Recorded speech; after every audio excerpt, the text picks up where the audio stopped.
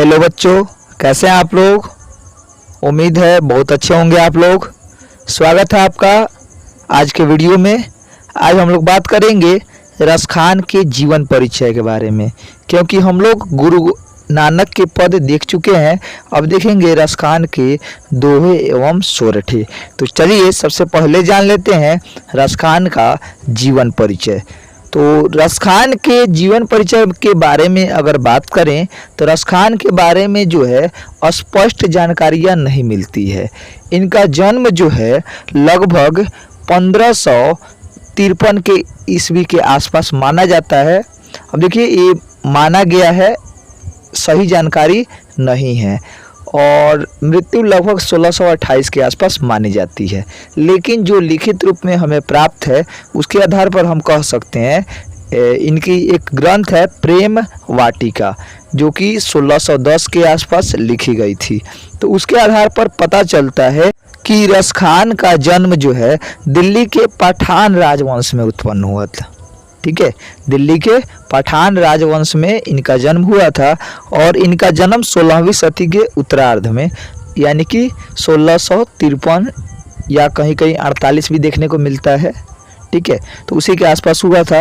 और इनकी रचना काल के बारे में बात करें तो इनकी रचना काल जहांगीर का राज्य काल थी। और इनका जो ग्रंथ है प्रेम वाटिका, ये भी 1610 के आसपास लिखी गई थी। नहीं, इनमें वैष्णव धर्म के बड़े गहन संस्कार थे। इनके गुरु गोस्वामी विठलनाथ थे, जिन्होंने इनको पुष्टि मार्ग की दीक्षा दी। और किस भगवान की भक्ति करते थे तो ये भगवान कृष्ण की भक्ति करते थे। जब दिल्ली में जो है मुगलों का आधिपत्य हुआ और जब पठान राजवंश जो है पराजित हो गया, तब इनको जो है ब्रजभूमि आकर भगवान कृष्ण की भक्ति में तल्लीन होना पड़ा। अगर बात करें इनके रचनाओं की तो इनकी दो रचनाएं हैं। पहली है प्रेम वाटिका, जो कि 1610 के आसपास लिखी गई है, और दूसरा है सुजान रसखान। प्रेम वाटिका जो है भगवान कृष्ण के प्रेम निरूपण संबंधी रचनाएं इसमें लिखी गई है, और जो सुजान रसखान है इसमें भगवान कृष्ण की भक्ति से संबंधित रसखान की कविताएं हैं। चलिए अब हम लोग रसखान के बारे में कुछ और जानकारियां देख लेते हैं। जैसे कि प्रेम वाटिका ग्रंथ से हमें पता चलता है कि इसकी रचना 1610 में की गई थी, और यह रसखान द्वारा रचित ग्रंथ है। दूसरी बात यह है कि जब दिल्ली पर मुगलों का आधिपत्य हुआ तो पठान वंश पराजित हो गया, और तब रसखान जो है दिल्ली से भाग खड़े हुए और ब्रजभूमि में आकर कृष्ण भक्ति में तल्लीन हो गए। रसखान की रचना से यह पता चलता है कि रसखान जो है पहले रसिक प्रेमी रहे होंगे, और बाद में जो है भगवत की अलौकिक प्रेम की ओर वो आकृष्ट हुए होंगे। अगर आगे देखें तो हम देखेंगे कि 252 वैष्णवन की वार्ता से पता चलता है कि गोस्वामी विठलनाथ ने इन्हें पुष्टि मार्ग की दीक्षा दी। एग्जाम में कई बार सवाल भी पूछा जाता है कि रसखान को पुष्टि मार्ग की दीक्षा किससे प्राप्त हुई, गोस्वामी विठलनाथ से, या रसखान ने किस मार्ग की शिक्षा ली थी, तो पुष्टि मार्ग की। अगला है रसखान ने कृष्ण का लीला गान पदों में नहीं सवैयों में किया है, और इस सवैया छंद में सिद्ध थे। ये क्वेश्चन पूछा भी जाता है कि रसखान किस छंद में सिद्ध थे, सवैया छंद में। या रसखान ने कृष्ण की लीलाओं का लीला गान किन में किया है, तो सवैयों में।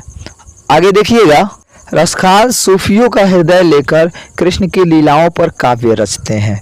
अगर रसखान को अगर धर्म की दृष्टि से देखा जाए तो वे इस्लाम धर्म को मानने वाले थे, अर्थात मुस्लिम परिवार में जन्म हुआ था उनका। लेकिन फिर भी रसखान भगवान कृष्ण की भक्ति करते थे, भगवान कृष्ण की पूजा करते थे। और उनकी रचनाओं में उल्लास, मादकता और उत्कटता तीनों का संयोग है। ये लाइन आप ध्यान में रखिएगा।